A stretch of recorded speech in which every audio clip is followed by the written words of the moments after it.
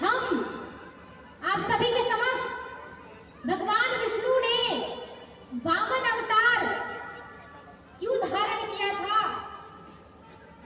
इसकी कथा आप सभी के समक्ष प्रस्तुत कर रही हूं। जब राजा बलि ने स्वर्ग पर आक्रमण किया और देवताओं को स्वर्ग से निष्कासित कर दिया, तो वो शरण लेने के लिए अपनी माता अदिति के पास गए। देव माता अदिति अपने पुत्रों को घर से बेघर देखकर उन्हें उनका घर दिलाने के लिए, उनके उद्धार के लिए देव माता नारायण भगवान के पास गई। वो वैकुंठ गई, कहा, उनसे अनुरोध किया कि वो उनकी कोख से जन्म ले, और ये वचन नारायण ने भी दिया था देव माता अदिति को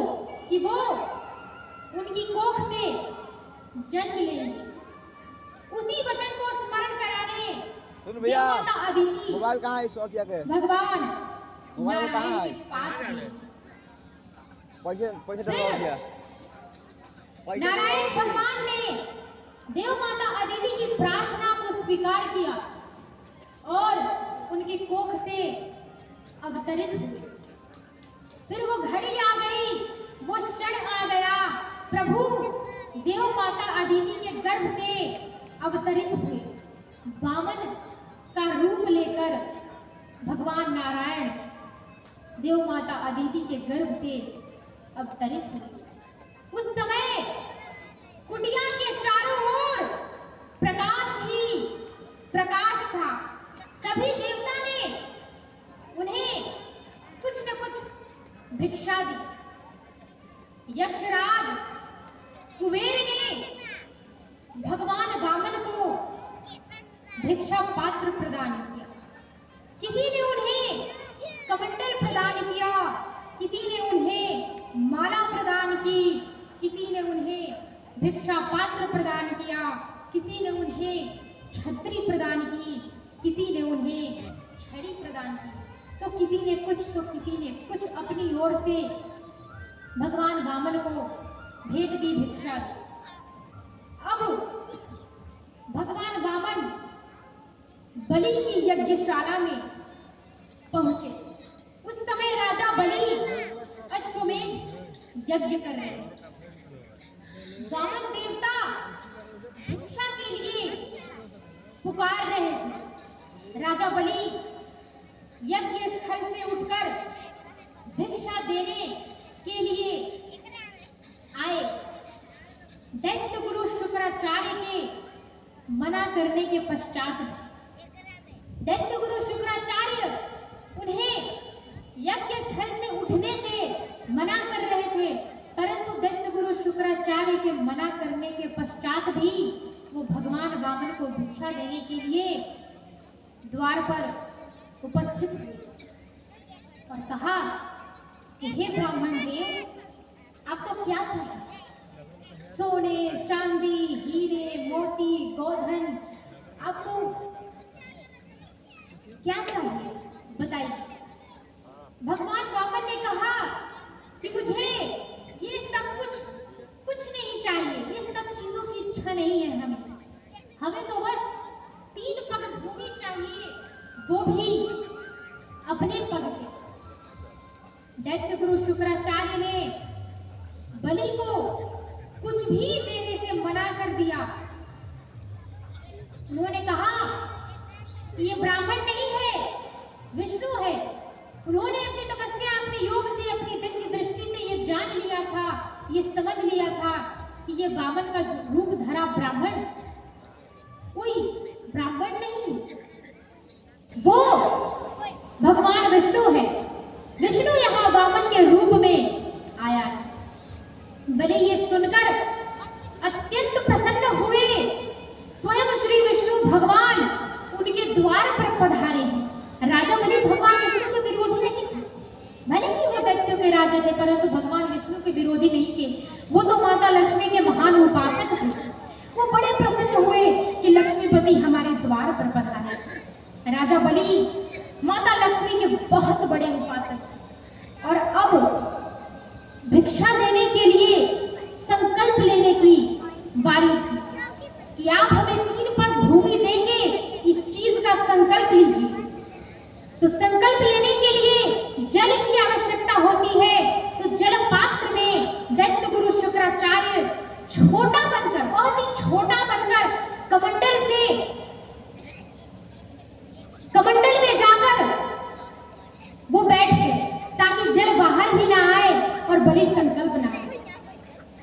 भगवान ने एक लकड़ी से दैत्य गुरु शुक्राचार्य को कमंडल से बाहर निकाल लिया। बलि ने संकल्प ग्रहण किया। प्रभु ने अपनी 3 पग भूमि मापी। पहले पग में भगवान वामन ने संपूर्ण भूलोक नाप लिया, पूरी धरती को नाप लिया। दूसरे पग में नक्षत्र मंडल आकाश को नाप लिया।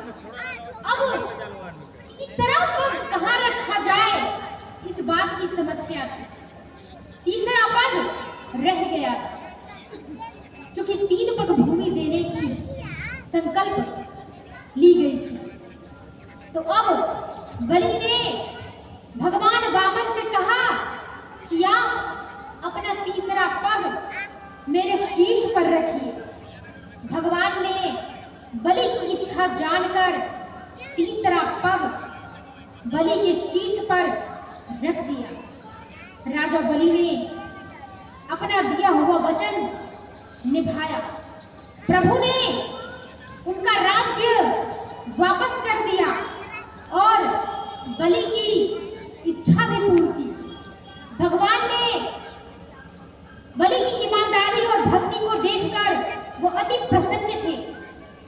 और जब प्रभु ने कहा कि मांगो, क्या वरदान मांगते, वो ये थी कि बलि प्रतिदिन लक्ष्मी नारायण के ही दर्शन करना चाहते थे। बलि की इच्छा पूर्ति की गई। राजा बलि आज भी है।